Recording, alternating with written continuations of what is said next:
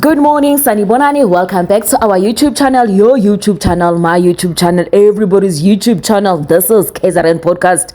And Sati, first thing first, like her. Kumahala so wajwayela uncishana into engekho like press nje ulike ngeke ulahlekelwe lutho kunalokho uzothola inhlanhla xobhoza ulike la sha ulike la subscribe amonga subscribe bilo subscribe ngani commenta makwamadoda noma yabafazi uya comment mekuyinyanga ucomment aqala ngoba yini ufuna imithi ufuna ukuthwala kodwa mekuyizinga izinto awu comment mekuthiwa kuyathwalwa la uya comment ayisuka anyway lalelanike. Today we're speaking about Unonku Williams. She is a housewife member of the Real Housewives of Durban. In a heartfelt and a powerful statement, Reality Star TV Nonku Williams has officially announced her departure from the Real Housewives of Durban and her decision not to participate in the upcoming reunion episode. Usetheko Nonku, as I take a moment to reflect on my journey with the Real Housewives of Durban, I'm compelled to share my truth with you, she wrote on her Instagram post. After several seasons of emotional highs turbulent lows, Nonku is stepping away, not for our weaknesses, but out of strength and self-respect. The woman I see isn't someone I recognize or respect.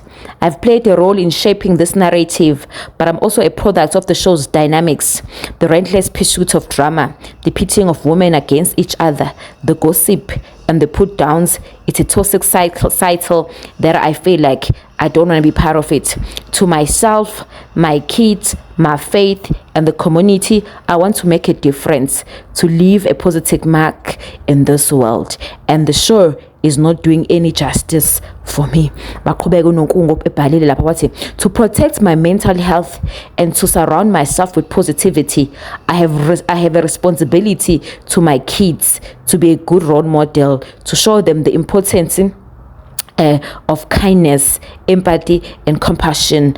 She has a responsibility for her faith to upload the values that are important to her, to be a light in the darkness and to spread love and kindness. I have a responsibility to the community to be a force for good, to uplift and inspire others, and to make a positive impact. To those who have supported me throughout this journey, I am grateful.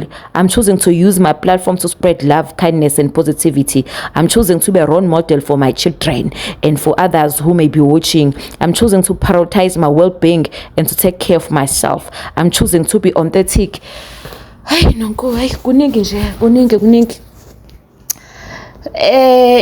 short, or in cutting, or in short words, or in small English, uthi-ke uGelzolo ayena uyahamba lapha kwishow sekhathele ukuthi lokhu bexabana bodwa, uthi usekhathele ukuthi ishow ibenze baxabane bodwa ngoba befuna storyline, befuna idrama, uthi usekhathele ukuthi kuvezwe TV into angayona, yena uyi-role model, yena ufuna nina umphakathi nikholelwe kuyena, nimbukele kuyena ngoba niyamazi ukuthi umuntu onjani. Uthi lento ayibona lapha e-TV akuyona, uthi utheme ngabe eyibuka escreenini wayizonda, kwasho uSjava ngayibuka esibukweni ngayizonda, ngathi uwe lo owenza impilo yami, ngayibuka esibukweni ngayizonda. Niyalazi lelo culo? Yebo lelo culo. But in short, Unonku Williams uthi she is not going to be part of the Real Housewives of Durban. I've been seeing a lot of clips, even though I don't watch the show. She's been fighting a lot. Nomlungu wakho semjikele akase nomngani wakhe. Uxabana kakhulu nomyugelo umama umfundisi bambiza ngesidako Nonku, and then Nonku feels ukuthi everybody who gets on the show wants to cause drama naye. Siyazi ukuthi benosorisha naye futhi abatholani in real life bayisane emakhoti, so she feels ukuthi now she's alone, she doesn't have any person, because uAngela umyugelo usomngane nomlungu lo okade umngane ka Nonku. Kahle Nonku uyafeel ukuthi useyedwa, so she feels ukuthi if she goes to a reunion she won't have a support because umngane wakhe ngeke amsupport, because amanye amantombazana asemtshelela ukuthi uNonku she's bossing everything. Anyway, it's the end of the road for Unonku Williams umama umfundisi. Asaze kusesombona kuphi ke.